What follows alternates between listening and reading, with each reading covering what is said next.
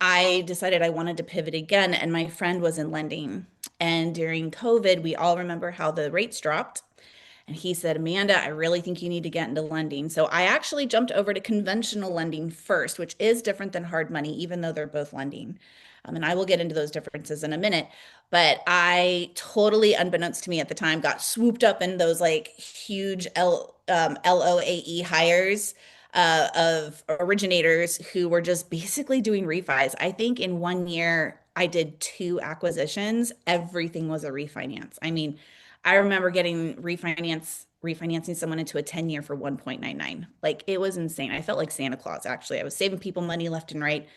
And it was a great transition for me because I could then continue teaching people about the loans because we don't do these loans that often, right? These are huge, massive purchases we're making. Um, we need to trust the person that we're making them with, and we want to know what our money is doing, right?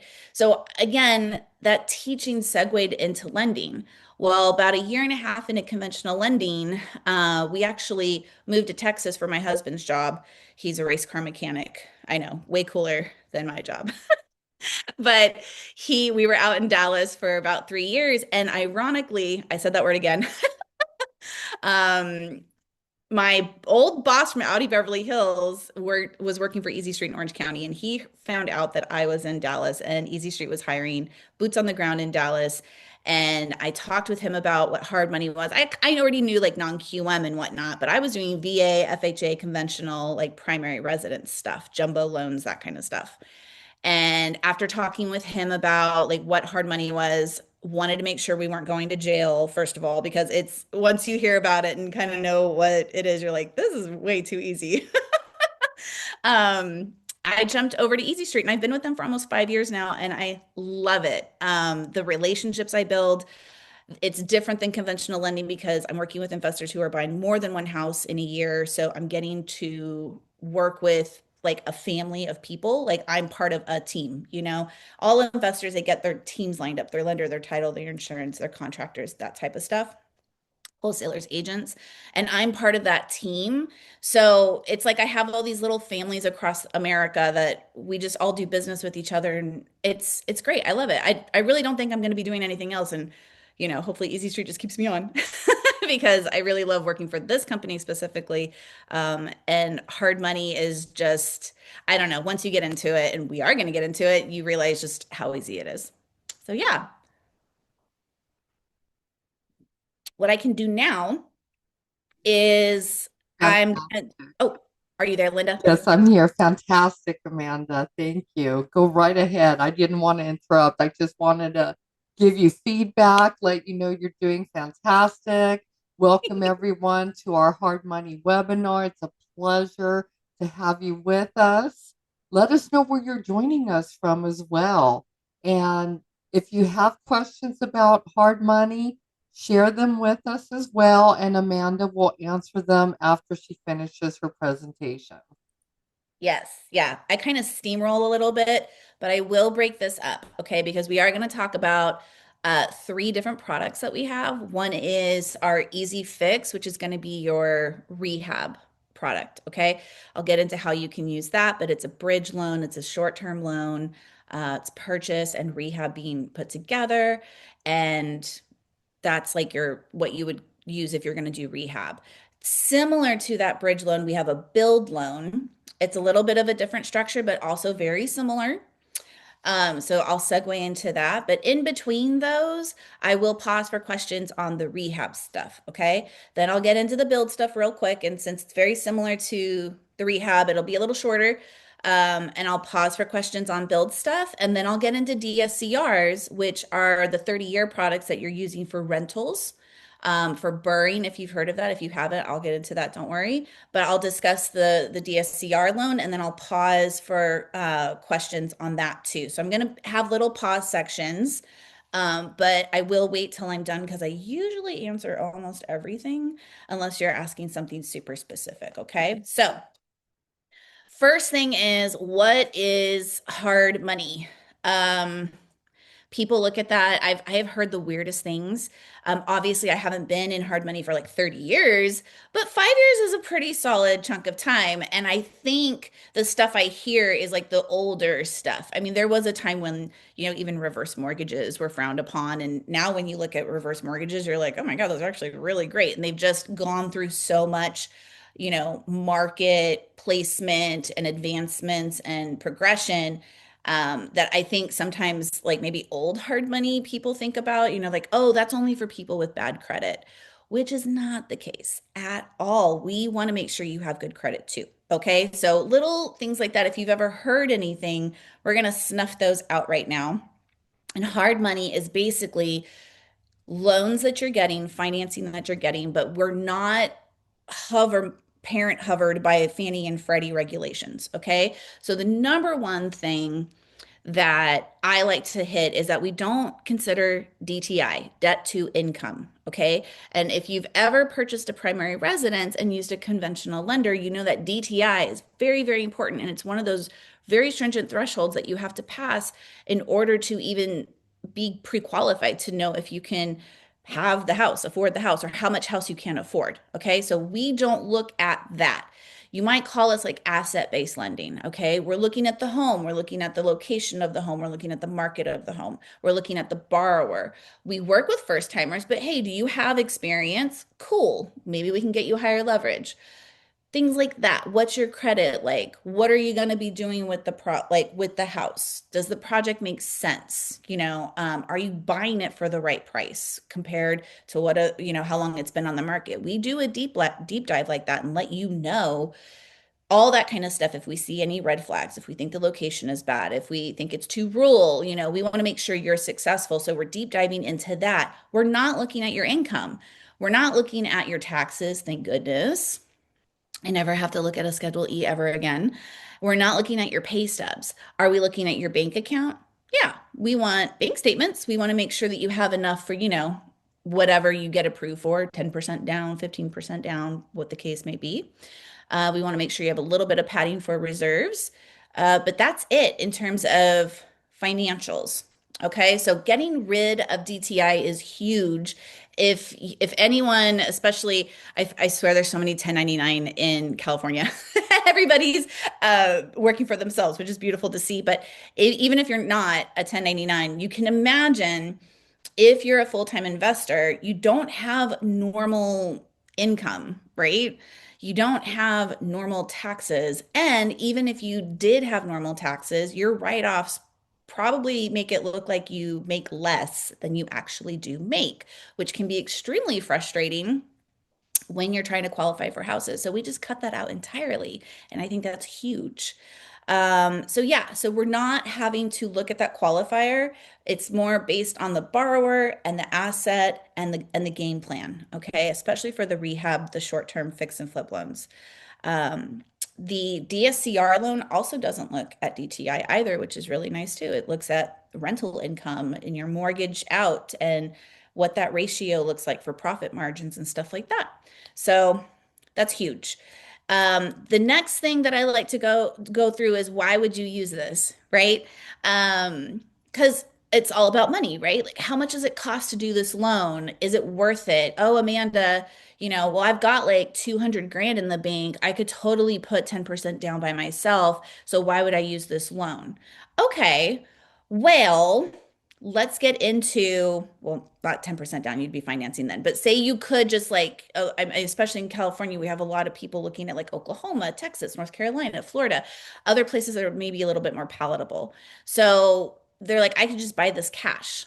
So I just like to remind people, I don't care if you have billions of dollars in the bank, you want your money to work for you and be available for you. And if you tie it all up, I can't tell you how many times I do refinances into these bridge loans where people come to me, they bought it cash, now they ran out of money, or they bought it cash and now there's two other houses that they want to go buy, but all their money's tied up into this one project, so they don't have the money to go do it. And then I have to refi them and put them in a loan anyway, right? So it would have been cool if we could have just done that from the very beginning. So it's about excess, keeping your liquid and just using my money. And it's not really even mine, it's my company. So I will absolutely give it away as much as I can. Okay.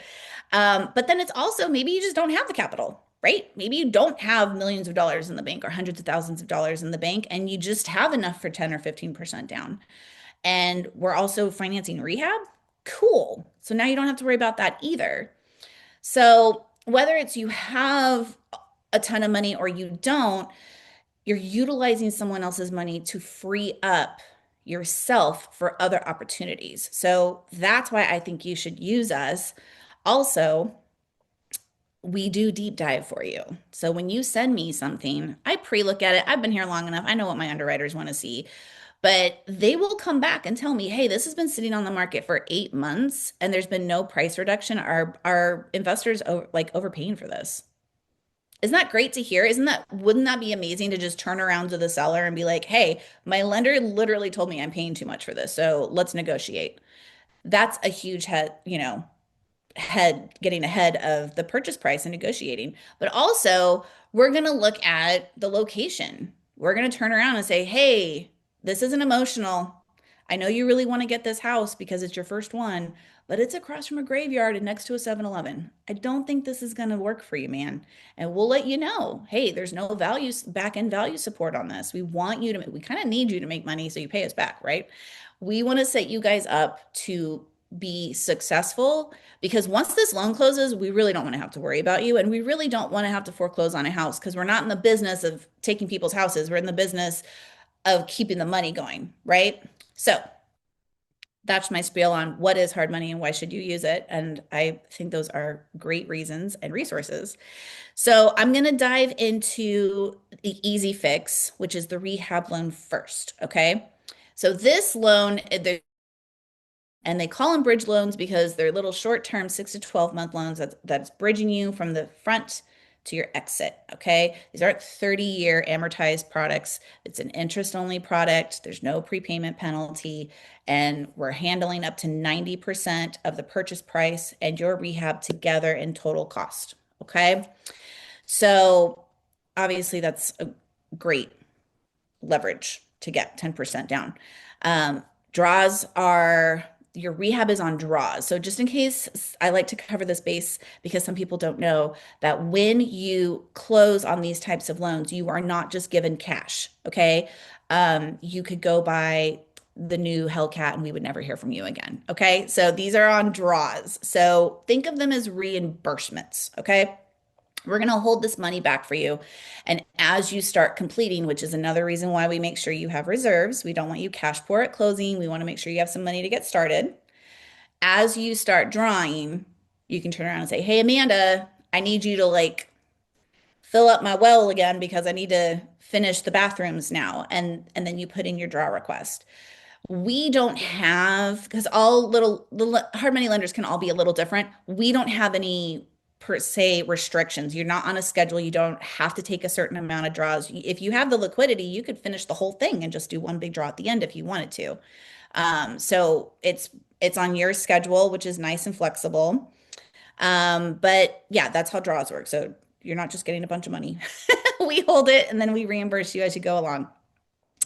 Okay. So stats on this loan, because every time I talk to somebody, "What are your points? What are your rates? What is this? What is this? What is this?" Right? Our points are actually, we have a scale now in the last couple of months. It's been really awesome where we can even go as low as 0 points. Okay. So depending on the rate and the points, we're going from anywhere. I haven't issued 3 points in a really long time, so I don't even talk about it anymore. So 0 to 2 points, let's call it. And then the rate is anywhere from 8.9 to 12.9. So sometimes when I say the rate, since people are used to the conventional rates like 5.99 they see in the news or something, or 6.25, they think, "Oh my God, 8.9," which is actually really, really great. But even the 12.9, "Oh my gosh, that's so high." But I remind people this is interest only. It's interest only. And how long are you in this loan for? Because if you do that, if you're in it for 4 months, 5 months, 6 months, the cost of that rate to your loan isn't what you think it's going to be. Okay. So obviously, depending on your loan amount, you can math that out. I can help you math that out. But these are really great loans just because they're so low commitment. And these rates are actually really great. 8.9 for hard money is excellent nationwide. So it's good to see that. We don't have any junk fees and we don't have any appraisal fees because we don't do appraisals. It's really hard to find a lender, a hard money lender, who doesn't do appraisals, and we don't do them.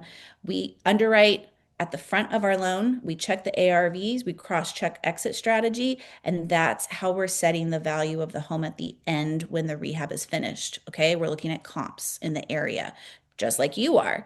But we are cross-checking those. So if you're like, well, what kind of comps do you look for? We look for sold comps, nothing pending, nothing listed. It has to be sold. Ideally, within the last 6 months in the same neighborhood, within a mile. If it's getting kind of sketchy because the market slowed down, then we can push it to a year and 2 miles. But those are the kind of comps you should be looking at when you guys are cross-checking any rehab stuff, because that's the comps we're looking at. Okay. And that can be said for all lenders as well. All right. So we don't have any of those like BPO, lawyer fees, credit check fees, appraisal fees. We don't have any of that. I mean, we do have lawyers, but we're not charging you a fee for it. But we aren't doing appraisals. We're closing super fast. We tout a 48-hour close, which we can totally do. I let everybody know a comfortable close for title insurance, you getting me docs, is a 5-day close, but we can close them in 2 days, believe it or not. That is lightning fast. Our processors are amazing. So as long as everybody has knees to chest and we're hustling and bustling, we can get it done in 2 days. The only fee we have is a doc fee, which is $19.95. If you're a repeat client, it actually drops down to $14.95. So depending on what kind of point structure you do, which could be nothing because you could do the 0 points. And especially if you're in an area where loan amounts are larger, like in California, 0 point option saves you tens of thousands of dollars in closing costs. And then you just have a little $1,500, $2,000 doc fee, and that's it. That's it. So the cost of doing these loans, once you look at it, it's like, oh, so I can do this loan and just pay, title and my doc fee and escrow and save a bunch of my other money. That's pretty great. Okay. So the main structure that we're looking at, because part of your closing is your down payment, is based on experience. So we do work with first timers. We used to put first timers at 80%, but most of my first timers are getting through at 85% right now, which is great. So that's 15% down of the purchase price. And my experienced people are getting 90% right now. So that's just 10%. So, depends where you're at, but 10 to 15% down is pretty excellent. Okay. So that's the cost breakdown in that time, those terms of like, what would you be looking at? Now, we do have a back end cap. Okay. So when you look at hard money, you're usually going to see two percentages. Okay. So like mine, and I'll go with the higher end. Okay. Because it sounds better too. So if you have a couple completed deals in the last 3 years and your FICO's over 700, you're going to be coming in at that like 8.9, 90%, because that's, you've got that experience. So that would be a 90% total cost. And then you'll be looking at 75% of ARV on the back end. And the reason we compare these two numbers, and get a pen and paper really quick because we're actually going to do a little bit of math really fast. We look at those two numbers because you have two essentially different homes in one loan that's only 6 to 12 months long, right? You've got your cruddy house in the front, squatter house, and then you're going to turn it into something really beautiful. And those have two different values that we have to account for to make sure that you're covered and in a good place throughout the entire loan. Okay. Basically, if the margins are pretty tight, you might get capped on back end at that 75%. If your margins are a little wider, then you lean towards that 90%. Okay. Now, I know that sounds really confusing, which is why we're going to do the math right now. Okay. So, calculator, pen, pencil. And this is how we're going to figure out what your guys' math is and what you would come in at for purchasing a rehab. Okay. So, we have three numbers that we're always considering: your purchase price, how much you need for rehab, and your after rehab value, which is your ARV. Okay, I'm going to supply these numbers for you right now. Your purchase price in this example is going to be 540. Okay, your rehab is going to be 80. So when we add those two together, we've got 620, right? I pre-wrote this down, but let me get my calculator out just in case. All right, so we've got 540 purchase price and we've got 80 on the rehab. So we're at 620 total cost. So when people say total cost, that's your front end total cost, okay? Now let's say the margins on this one are actually really, really healthy. And let me just make sure I'm using the right number here.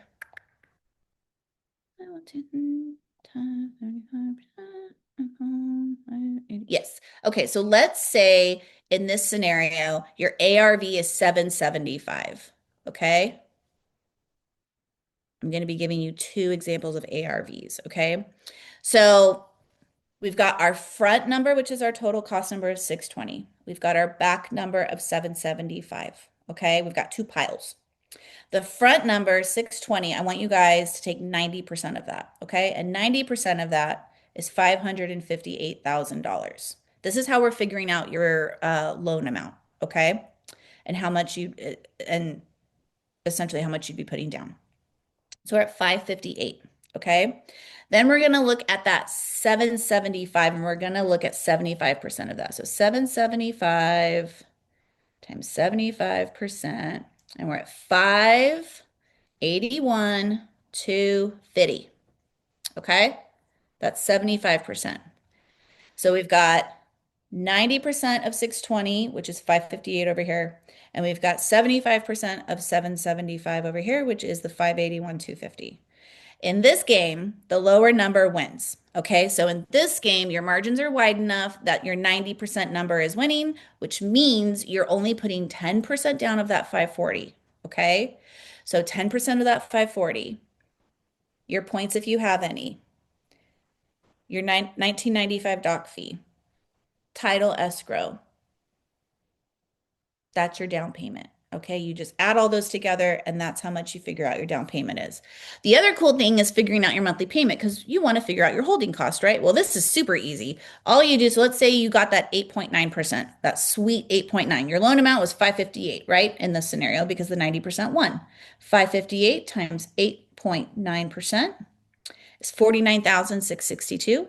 You divide that by 12 months in a year, and your monthly payment is 4,138.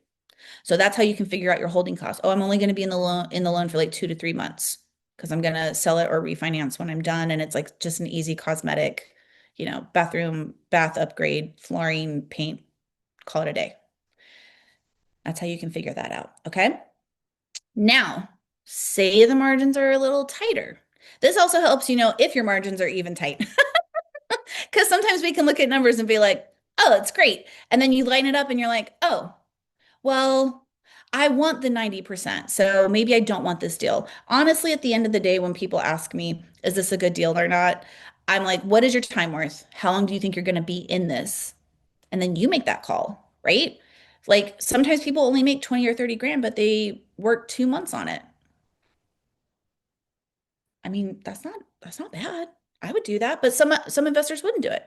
So it's up to you guys. It honestly, I feel like, and maybe you're doing like three at a time. I mean, you never know. So, and when you're doing three at a time, maybe one's making like a huge return and one's making a little one, but together, So yeah, you guys just have to see what's good for yourself. Now, let's say the ARV on this one is 700.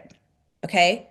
So our total cost is still 620, and now our ARV is 700. Obviously, that's, a tighter margin of profit, but after closing costs are considered, I mean, you could still be making like 50, 60, 70 grand, 60 grand, probably around 60. So yeah, let's check that out. So again, we still have that 90% of 620, which was our 558 number, right? Well, now we're going to go over to the 700 pile. You might see my cat in a little bit. Hi, Apex. You want to say hi to everybody? You want to say hi real quick? Hello. Okay, sorry, he had to make an appearance. Okay, 700 times 75%. Okay, so that's 525. And remember, lower number wins. So 558, 525. Well, this is what you called getting capped on the back end. Okay. The reason we're going to cap you on the back end is because we never want you underwater later. And we did see this with some people a couple years ago. Not so much us because we decided as a company, because we are a top seven lender, like we do a lot of business. We decided earlier, which I didn't really like because I lost some of my deals to other lenders, but we got conservative with our leverage when the rates started to go up and the market started to slow down. Okay. And we did that to look out for our borrowers. Okay. And maybe that meant you were putting a little bit more down during that transition with me. But when I started refinancing people into DSCRs because their houses weren't selling, so they're going to rent them, now I had people that went with another lender because they could put 5% less down and they are underwater. So everybody's bringing cash to close again on their refi into the DSCR, which is not what we want you to do, right? Like if you can't sell it, we don't want you out more money, putting more down. We want to be able to roll that into your refi, right? If anything, we want to be able to cash you out on that back end refi. So that's why we do it. We want to make sure, looking at the market as much as we can predict ahead, that we have you guys in a good place, which is why we will cap you on the back end because we want you in a pretty position, regardless of what your exit strategy is over here. Okay. So 525 is going to win over here. All right. Which means you're going to put a little bit more down. Okay. You're going to buy into your equity a little more in order to make sure that you are in a good spot at the end of your rehab. So when you're trying to figure out how much that is, you're taking your total cost, which is that 620, you're going to divide it by that 525 number. It's coming out to 84.6. So in this instance, if you were capped on the back end, you'd be essentially be putting 15% down instead of that 10%. Okay. So it's really important. A lot of people get like really excited about that 90%, but you have to consider the back end when you're checking all that out. So hopefully that math wasn't too confusing. Um, I can always go over it again, but I do like to share that with people so they know like what we're looking at. And honestly, if you can build your own loan looking at your own numbers, it's kind of nice because you can do it like at 10 p.m. drinking a glass of wine, watching, I don't know, T24. You know what I mean? So yeah, so that's your easy fix loan. That's your rehab loan. Most people are using this to acquire their property and finance the rehab. Some people want to sell and flip. Some people want to refinance and hold it and rent and cash out at the back end, which is the Burr method. Some people use this as a refinance. Say you already have a property, you own it outright, and you're like, hey, Amanda, I just want to like cash out of that to go do this over here. We can do that too. We can cash you out on that property, slap a lien on it, give you some money. You know, maybe you want to sell it, maybe you want to refinance later, but you just need the money now and you don't have time for a 30-day escrow scenario. We can do that too, and we can close it in a couple days. We do cross collateralize. That's super rare because our margins are pretty great, but we can do that too. So I don't know. Some people even refinance the rehab to build an ADU in the back or something. So it's a very versatile loan. You can even use it on a turnkey no rehab. The leverage is a little lower on that at 70%, but say it's a quick sale auction foreclosure situation and you're like, we just need to wrap this up and we don't have time to use a DSCR because the DSCR has an appraisal and it's like a 3 to 4 week close. We don't have 3 to 4 weeks. We need to close this in 5 days. So let's use the bridge. Let's wrap it up and then immediately start refinancing out of the bridge into the DCR because we'll have some breathing room once the acquisition is closed. So lots of different ways to use this loan. But the most popular is, the bundling of acquisition and the rehab together. So now I'm going to pause and see. I'm going to check the chat here and see if there's any questions. And this is where I'd want you guys to ask some questions only about the rehab loan. Okay. Let's see. Oh, good. I'm glad the numbers were helpful. Okay. One of the questions about, Amanda, one of the questions in yeah. the Q&A was about collateral and what type of collateral one would need for a loan like this, or if you need any collateral at all. So when it comes to, because okay, so when we're looking at proof of funds and that kind of stuff, we do offer a little bit more flexibility again than conventional lending might offer. Okay. So I have had people say, hey, I'm wrapped up over in here because I mean your guys the investor money is just going all over the place, right? And you're keeping all the plates spinning sometimes. So they're like, hey, I have this house over here, so I don't have the liquidity for this yet, but I want to snatch this up, and I have this house over here that's owned outright. Can I just use that house as, can I cross collateralize and use that to buy this one? And we will totally do that. We will totally do that. Say you've got multiple partners on your entity. Say you've got multiple bank checking accounts. Say you've got 401ks, you've got Roths, you've got crypto, like any of those types of things, we're looking at and considering that. I always like to, I made a joke on Facebook the other day. I was like, hey, stop telling your lender you don't have money. Because I had someone send me, it was like a total cost, like let's use our example here, the total cost of 620, and he's telling me he has 35 grand in the bank. And I'm like, I don't know, man. Like, I don't even want to send this up because, like, you don't even have enough to close at like our top 90%. Like, you don't even have your 10%. He's like, oh, well, I have more. And I'm like, Tell me all the money you have, all the money you have everywhere, because that makes you look stronger. Doesn't mean we're going to take it. You telling me that you have the money doesn't mean we're going to lower leverage you or just try to take all your money. Like, that's not what we're trying to do. We want to make sure that you have extra money after we close. So if you have more, tell me about it, because that makes us feel more comfortable giving you our hundreds of thousands of dollars. Because if anything were to come up that falls outside of the loan, we know that you're still golden because you've got more money somewhere else and you can keep everything on track and get us paid off, right?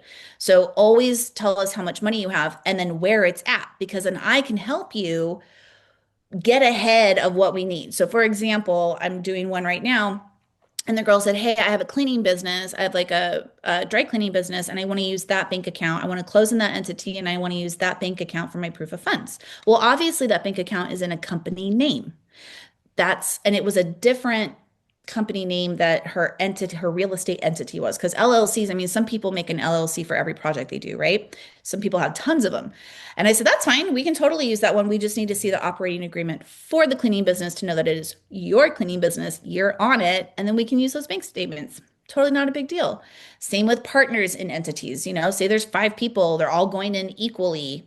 They all wire their funds in. It's like, okay, well, let's just make sure all the ducks are in a row and let's get ahead of that.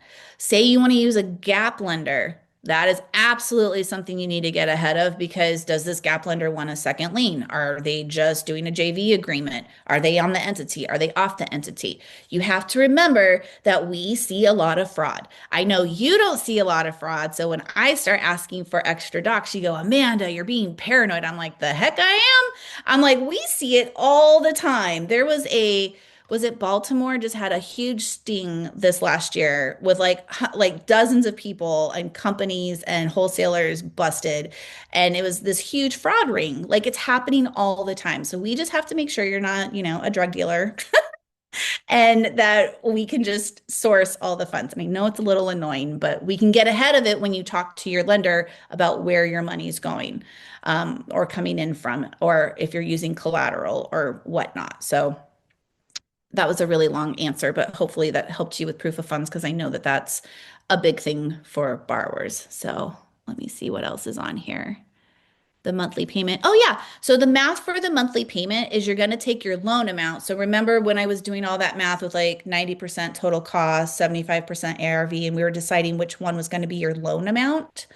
That loan amount, you take it and you multiply it by the rate. Okay. 8.9, 9.9, 10.9, whatever rate, you think you're going to get, and your lender can help you. Like, I would, if I was looking at something, like essentially pre-underwriting it, I would look at it and go, yeah, you're probably going to get this rate based on what I'm seeing.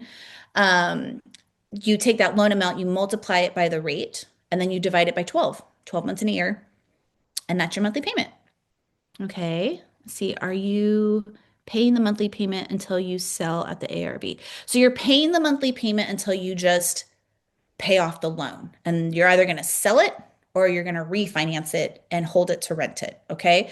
So These payments are just like any other mortgage payment. If you were to close in December, you would pay your prorated December payment in your closing cost. You would essentially skip January because mortgage payments are arreared. That means behind you, your rear end. You're paying for what's behind you. So you would make your January payment February 1st.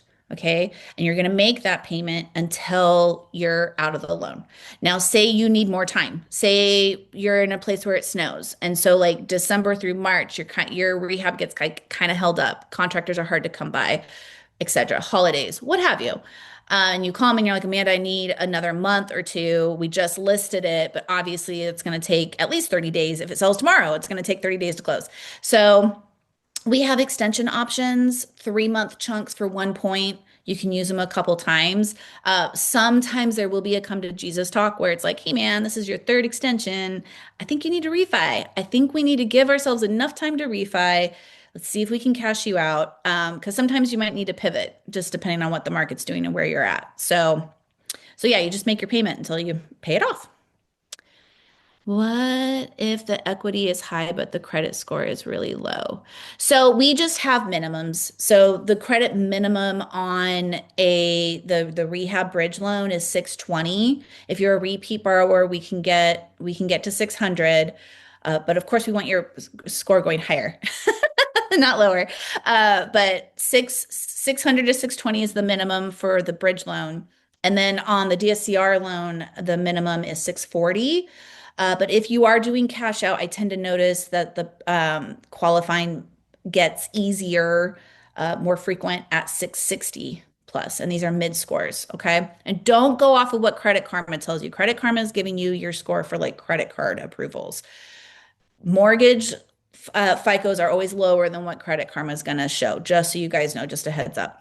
Even if you're buying a car, I actually learned that in automotive is your car, there's credit card credit scores, and then car credit scores go a little deeper and they drop a little lower, and then mortgages dig the deepest, which makes sense, right? Based on payback responsibilities and loan size and whatnot. So keep that in mind.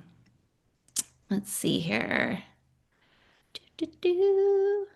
Can you put the point structure? Sure. So I will actually go through this with people. So many people from Philly. Hey, Philly. Um, so it's 0 to 2, right? So I mean, and you can break that into halves. Zero, half a point, 1 point, 1.5, two, 2.5. And then the rates kind of go like this. So if you do a 0 point, the rate might be a little higher. And if you want to offset that rate a little bit, then you can kind of go up a little bit in the points and the rate will start coming down. I like to do the math for people because it all depends on how long you're holding this loan for. Okay. If you're going to be in this for a year, like it's a big build project or it's like super like down to the studs and you're adding square footage and you're raising the roof and it snows, you're like in Ohio or something, and you're like, no, I need 12 months, then maybe paying a point and taking the lower rate is more advantageous because that you want your monthly payment lower because your holding costs are going to sneak up on you. Now, if you're in going to be in it for like 3 months because it's a cosmetic, well, save going 0 points, maybe taking a little bit of the higher rate is better because maybe your monthly payment's only going to go up a couple $100, but you save $10,000 in closing cost. So you hold it for 3 months, 4 months, $200 more a month on the monthly payment, $600 to $800 more in holding costs, but you save $10,000 in upfront. See what I mean? Like it really depends on what you're doing. So again, working with somebody who's going to line that up for you and show you like, hey, how do you want to do this? That's important, and it kind of takes it's less for you guys to think about. I lay it out for you so you can like check it out. So are we good with, oh, one more. Does the loan have a prepayment penalty? So if you do 0 points, there's a 3-month payment pre-penalty. I have had no one run into that. Because even if you're in it for 2 months and you sell it or refinance it, that takes a month. So you hit the 3 months. But basically, that means even if you do a half a point, then there's no prepayment. Okay. But if you do zero, there's a 3-month prepayment. And that means like say your monthly payment's $1,500 a month. That just means we need to $4,500 needs to be accounted for. Okay. Again, I never see people run into it, but say you sold or refinanced 2 months into that three, then 1,500 that last month would be included in your payoff. Okay, it would get added to your payoff. So that's the only thing to look out for. But again, it's very, very rare that anybody would run into that. So, okay. So we're gonna bump over into build. Build is kind of niche. It's, I mean, if you're building, but if you're not, it's like it's building. So for the build, we are taking on first time builders, which is pretty unheard of. We had paused first time builders for a couple years, and at the beginning of 2025, we opened it back up to first timers. And that means and I like to review experience for building because I have a lot of like literal builders like, hi, I have built 500 homes in the last, decade of my existence of being a builder, come to me and say, oh no, I have experience. So when a lender is talking about experience, ever, they don't mean hands-on. We would never expect someone to come to us and base their approval on if they themselves can literally build the house by themselves. Nope. Obviously, being a contractor or a builder lowers your risk as a borrower because you are used to that industry, you know what to expect. Like you're not green, right? So it makes us more comfortable with your approval, but it doesn't count as experience unless your name is on the HUD, right? So think of HUD experience. I don't care if you helped your friend with their fix and flip. That doesn't count. Was your name on the HUD?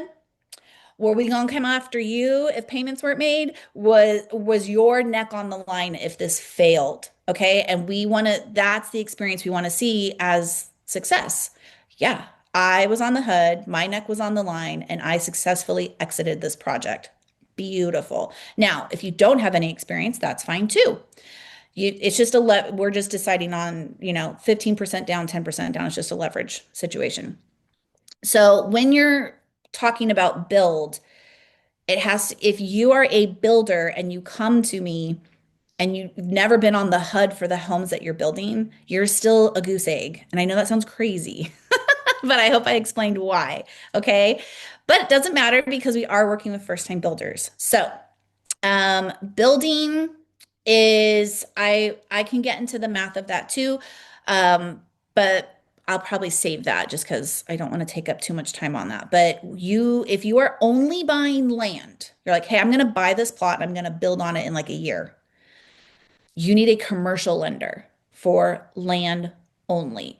Now, if you come to me, I'm going to buy this land and I'm immediately going to build on it, I can do that. I can bundle those together and be like, yeah, sure, let's buy the land and we'll finance pretty much like most of I see is 100% financing on the builds. We're going to hold that free for the build and then we'll get it going. Or you can already have land, like you already bought it 5, 10 years ago. A lot of people just hold land for a little bit.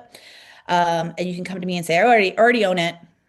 Here's my settlement statement. I've owned it for like a year or two, 5 years.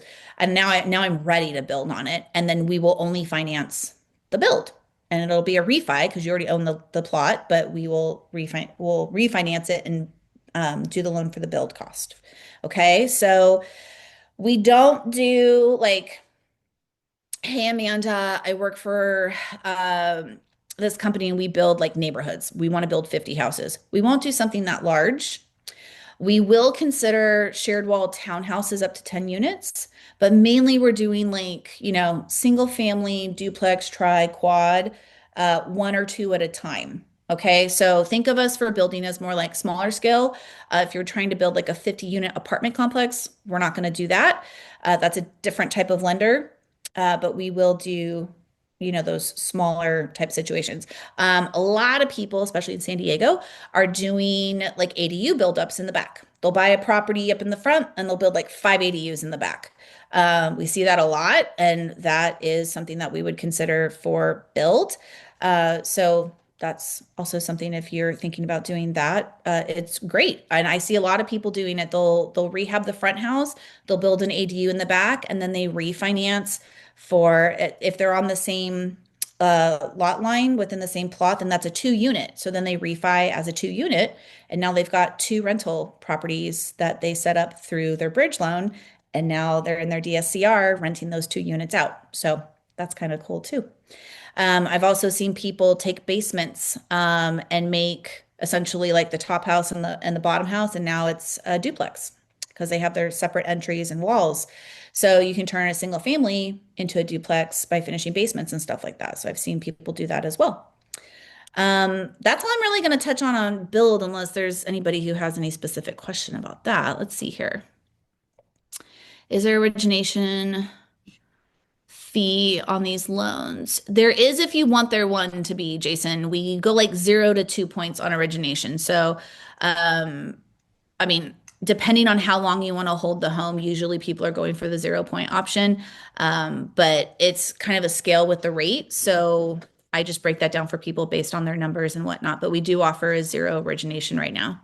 Can you be pre-qualified or do you need to be ready to buy property? So my pre-qualification is literally like, hey, what's your FICO and how much money do you have? And what are you looking at? So if you're like, I'm looking at $1 million house and I have 10 grand in the bank, I'm going to be like, you are not pre-qualified. But if you're like, oh, I'm looking at, like a $500,000 house and I've got like 120 in the bank, and I'm like, okay, sounds good. What's your FICO? You're like, oh, like 690. I'm like, you're pre-qualified. Go get a house. Because our approvals are so asset based, we do need to have a home. So as far as the borrower goes, I just need to make sure, you need to make sure that you have enough money for the down payment and the closing cost and that your FICO qualifies. And that's pretty much it. Now we just need to go find the house to make sure the house qualifies. So that's kind of how pre-qualifying works. It's pretty informal. Proof of funds. Yeah, so if you're working with a wholesaler or you're working with agents for on-market stuff, they're going to want pre-quals. So when you need a pre-qual, and I do work with agents and I do work with wholesalers. So if you're ever just like, oh my God, Amanda, I don't want to deal with this, like here's her phone number, here's his phone number, I'll pick it up with them so you don't have to worry. But yeah, I just look at the property. I kind of like relook. I send you these little questions to get submitted. I have a yes or no from underwriting within 24 hours. So it's really informal. I don't have to run credit up front to get you a literal approval. So I usually do prefer to just make sure I think this is good and underwriting said green light. And then we can issue those pre-quals so you can get your offers in. We move very fast. We're a very, very fast moving lender. And then new question for first timers. What do I need to look for in terms of getting a good, ethical, no fraud hard money lender? Well, I'm one of those. I mean, fraud from the other side. Do I need to check their license? So hard money is only, it's not a licensed, I don't have to be licensed in 47 out of the 50 states to originate hard money loans, like conventional lenders need to be. So, because again, we're not regulated by Fannie and Freddie. Oregon, Utah, and Idaho do require licensing, and I do happen to be licensed in those states too. So I'm all over for you guys. And I can originate in those states as well. I'm actually finishing up my continuing education for those right now because I like to procrastinate.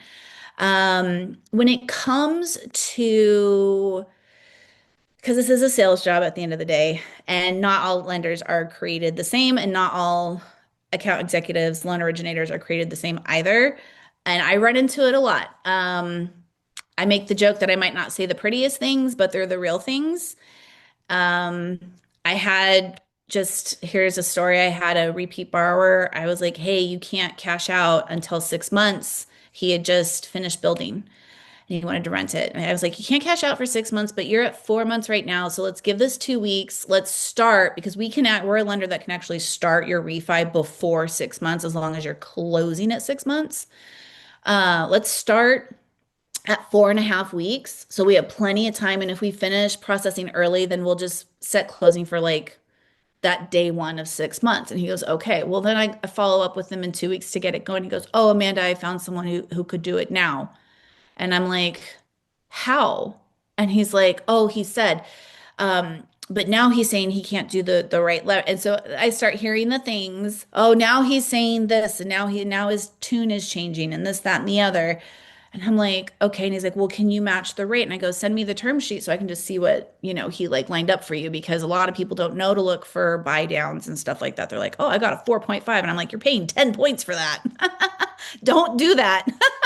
So I look at it and I go, buddy, this is a conventional loan. And he's like, what do you mean? I'm like, okay, first of all, the term sheet looks is a conventional loan. And then right up here it says conventional, VA, FHA, and conventional is checked. He's like, I don't want a conventional loan because conventional loans show up on your credit. DSCRs do not show up on your credit.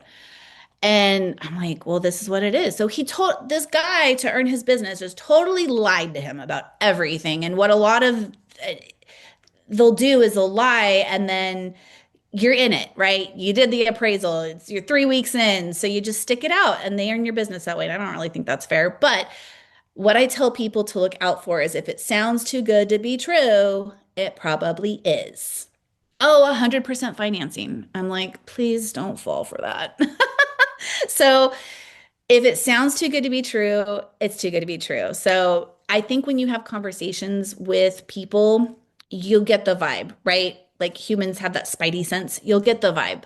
If you're talking to someone who's saying things like, well, I can't promise you that because we can't predict how the appraisal is going to come back. So once it comes back, we work with that value. And that's maybe not what you want to hear because you want to hear a guarantee. No one should be guaranteeing you anything if an appraisal is involved, right? Because once that appraisal comes back, terms can change, things can change, which is why I like that we don't do appraisals for the rehab loan because our terms stick. They're not contingent, which is amazing. So, yeah, just use your spidey sense. And if it sounds too good to be true, it probably is. Or if it highly contradicts with something else that somebody said, that didn't sound ideal but was the real thing, then you just kind of got to go for that. Let's see. So does the hard money loan for the rehab show up on your credit? It doesn't. The only time these loans are going to show up on your credit, I mean, they'll show a credit pool. So I think people who are looking at, buying a primary residence, they're worried about this, right? Because they don't want their DTI affected by any of the investment properties that they have.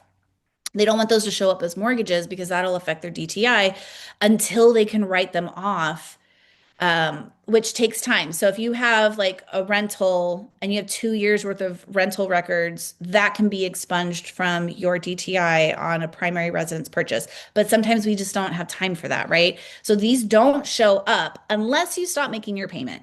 If you go delinquent on us, then they report, obviously. So as long as you're making your payments, they're not showing up to be considered in other areas. So yeah, hopefully that helps. Let's see here. Do, do, do, do. I think that's These are kind of wonderful questions, may I yeah, add? May yeah, I these add? are great. Okay. All right, great. So I think I'm up to speed. I'm going to jump into DSCR really quick. Okay. So DSCR loans are looking at how much can you get for rent, market rent, and how much is your mortgage going to be? And then we compare those numbers to check out your profit margins. Okay. Depending on what you're doing, because some people use DSCRs as simply acquisition financing, meaning, hey, I found a rental, it's turnkey. There's even a renter already in it. Or maybe there's not, but it's ready to go. I just want to buy it. No rehab needed. You can absolutely use a DSCR to just do that acquisition. Say you're burring, which is, the buy, rehab, refi, repeat. I think I missed an R. Refinance, repeat. I call it the burr. um, you would rehab and then obviously you value added, right? You've built up the equity with the rehab and then on the back end you're going to cash out and then hold it. So then you get a little bit of your equity out that you just built. So you get some money in hand, but then now you're also getting to rent it out and get that monthly payment coming in. So um Yeah, you can use it as a refi or you can use it as a rate and term, which you don't want cash out. So some people want that because obviously, just as with conventional loans, DSCRs can kind of feel like conventional loans in the sense that, they require an appraisal. It's going to take 3 to 4 months to close.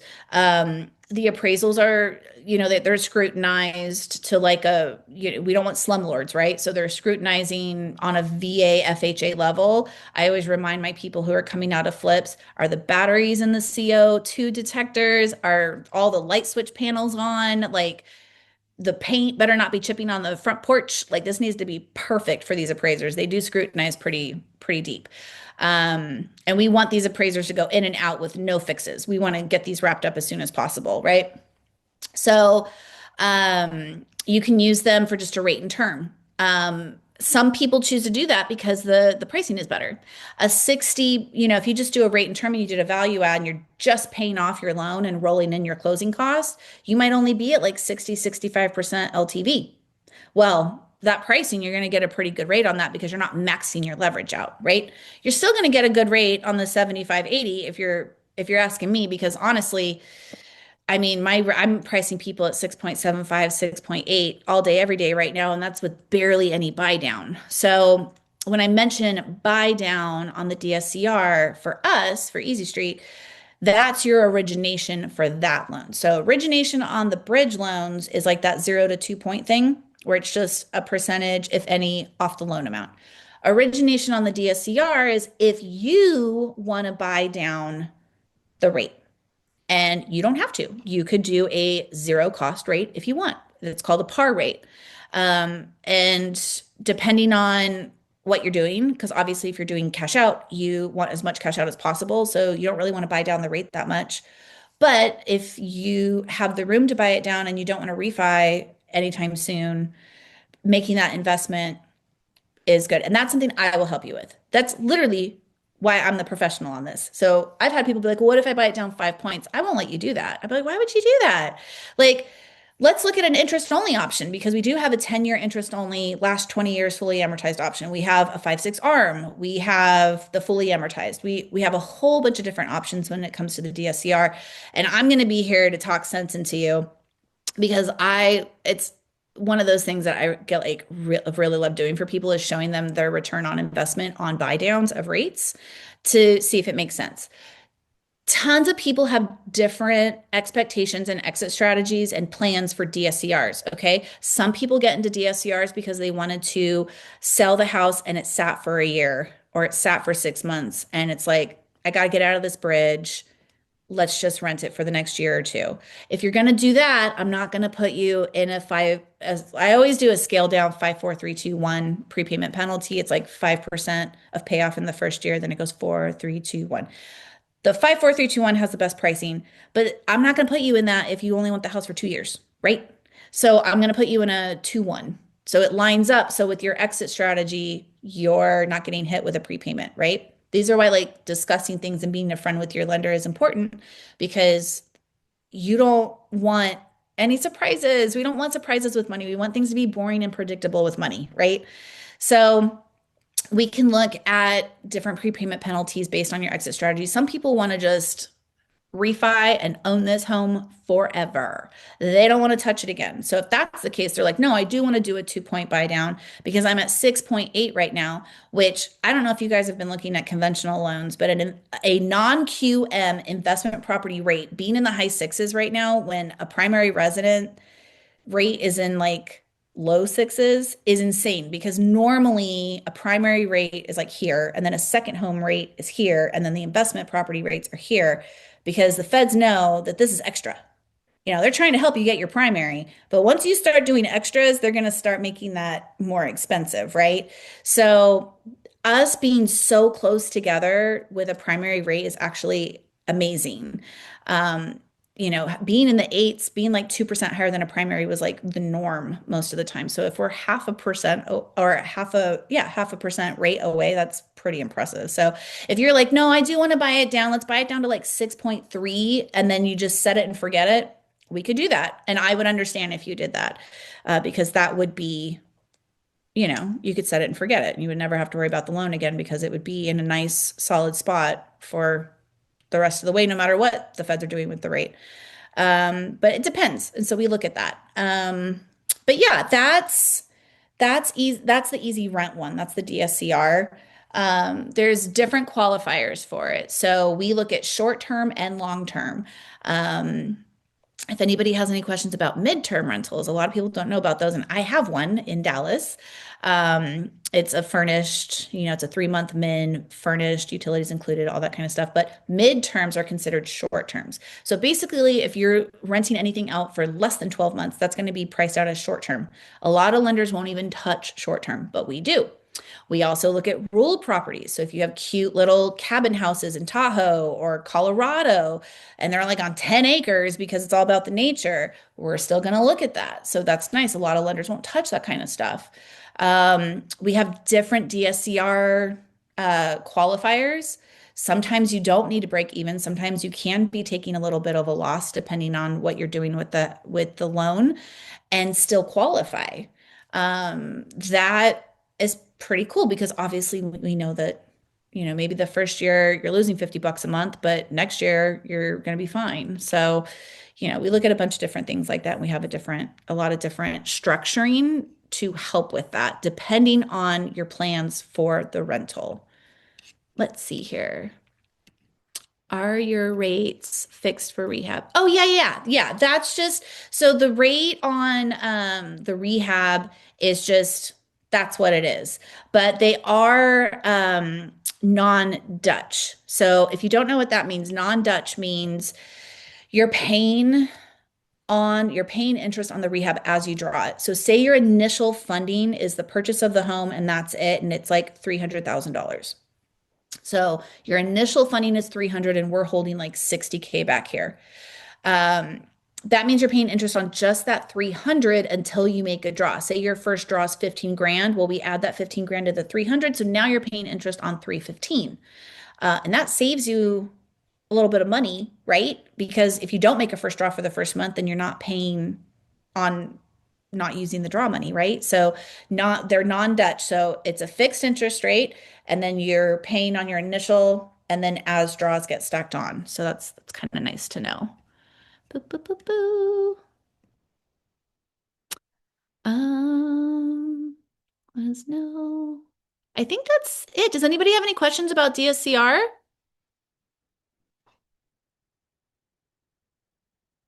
No? Okay.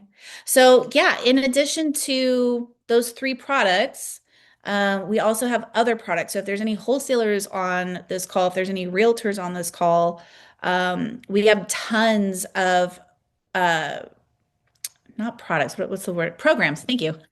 We have a realtor program. We have a wholesaler program. If you're a wholesaler, it's really good to know about us because we do transactional funding and we also do double closes. So we are all up in the financing availability for anything investment related. Um, so if you're a wholesaler, please give me a call so we can get you set up with that. And the realtors too. If there's any agents on here, a lot of realtors, maybe they're starting to work with investors, which you should because they buy more than one house from you every year. They can be a little high maintenance, but they're going to buy a lot of houses from you. And a lot of realtors are so used to conventional lending that they don't know guiding their maybe first time investor who's not familiar with financing options to hard money. And you really should be using hard money instead of conventional lending. It's just way more streamlined. It pretty much costs the same. It's just more flexible. Like I hope I kind of made those points throughout this entire presentation is just how easy it is and how it just makes a lot more sense to use hard money instead of your own money or conventional lending through Fannie and Freddie. Is there any other questions?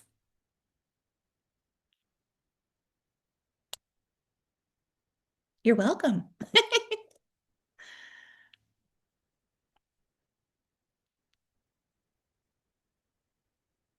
Yep, that's my email. Oh, thank you, Frida.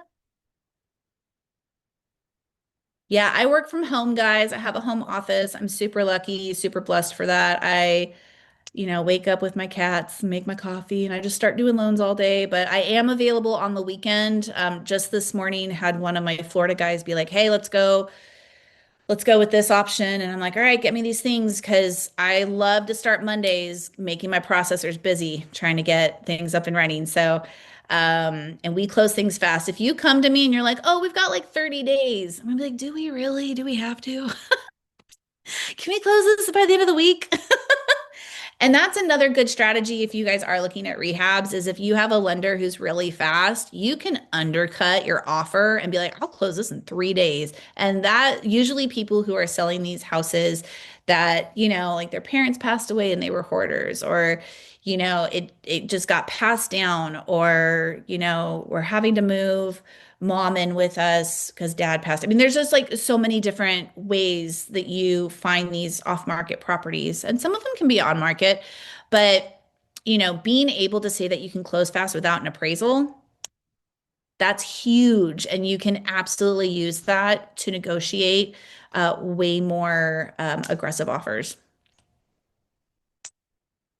Awesome. Thanks, Darlene. So yeah, guys, if you have anything you want me to look at, like if you have something that you've been checking out and you're like, Amanda, do you think this is a good deal? Or you have any other specific questions, just let me know. Just call or email me, text me, and I'm here for you. Wonderful. Well, that was a wonderful presentation, Amanda. I want to thank you for your insight today. And I want to thank everyone who joined us on this webinar. It's a pleasure to have you and to share information and insight that can help you close more transactions and, just get to that finish line much faster. And you have a thank you from Bob Hearn in Atlanta. Ooh, Thank you, Jordan. Bob, from Ability Realty and Investment Associates. So definitely keep Amanda in mind for all your financial needs, for all your needs in financing your next deal. Claire Nicole, thank you. Great presentation, Amanda. Ronald Feld, yes, we will have a recording, Ronald. So we'll go ahead and get your email so we can send that off to you because we will probably keep it, just for people that signed up and registered. Um, because we really want people to join us live if they can. Now, Stephanie Sanchez would like to know, can you finance in all 50 states? I am okay. So my DSCR is in all states except the Dakotas. I don't know what the Dakotas did to be so difficult, but we are not in North or South Dakota for either product, but the DSCR is in 48 states. The rehab bridge loan is so here's some nuances. Okay, we're in all states except North and South Dakota, Minnesota, which makes me sad because I love to throw that accent in and be like Minnesota. So I'm just sad that I don't get to do that often.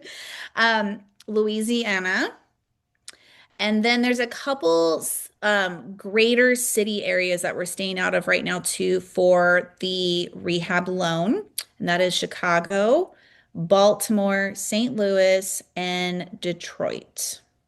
Okay. If you're in Missouri, we're mainly only looking at Kansas City.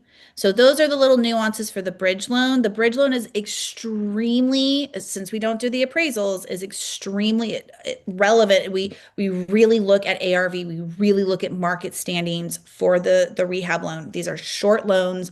We need to make sure that these markets are stable for you guys. And so when we're looking at like Chicago, Detroit, and the greater surrounding areas, while we're fine with Michigan, the rest of Michigan is like, sure, man. But if we're looking at Detroit, it's like, so those are just little nuances for the rehab loan, a few guys, but we're pretty much everywhere. We're like glitter. You can't get rid of us. All right, I'll get these emails. I'll shoot you guys an email too if you drop your email, just so you have. I'll send you my little flyer that has all the info that I mentioned here too. Wonderful. I did receive your Ronald's email and Issa's email for the recording. Thank you so much for that. And we'll definitely get that to you. We really appreciate you. Is there any other questions that we can help you with, folks? We have Amanda Hart with us today, teaching us all about hard money lending and how we can use it to leverage and close more transactions. Let's talk a little bit about agents and brokers and your relationship with them, Amanda. Can you share Yeah. with us a little bit about how you can work with brokers whose clients may need a little bit extra attention and may not be able to get that traditional loan? Yeah, absolutely. So for brokers, we do actually work with like lender brokers as well. We just kind of take more of a silent partner action in that. So I mean, but I do have a lot of brokers show up to events because I am a direct lender, and we do have a great lender broker program that we work with. So I'll just put that out there. But obviously, as a direct lender, I'm liking people to come to me directly if you are the investor yourself. But for agents, and agent broker type situations, um, I really love working with them because they have so much going on in their brains, and a lot of agents just want to be able to have a competent lender that describes their product to their borrower successfully so that they don't have to stress out or worry about that. I would never go into a house and try to sell it. And agents, brokers, they don't want to have to try to sell a loan or describe a loan or keep up with those nuances because it is an ever-changing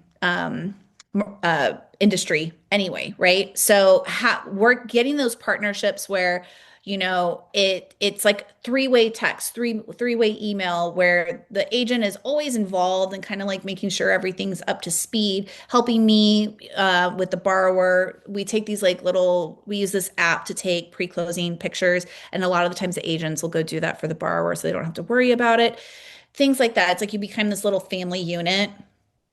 And but I'm here and I'm competent to make sure that the investor borrower knows exactly what's going on with this loan and why it's different from conventional lending, because like I say it a lot, you don't know what hard money is unless you need it because you're an investor. And a lot of times agents are working with people buying their own primary residences. So when they start working with investors, having these non-QM options are life changing and honestly quite fantastic because we're all getting paid faster. The investor's getting paid faster because they're closing faster and they can start their project faster and then sell it faster. The agent's getting paid faster because we're closing in 2 days. Everything's just a lot more instant gratification, and there's a lot less stuff. There's no DTI, there's no appraisal, and we can just get it going. So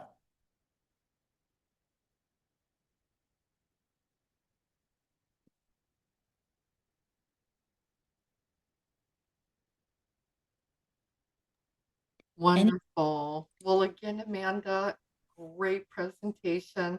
And I really like the questions that were asked by the guests.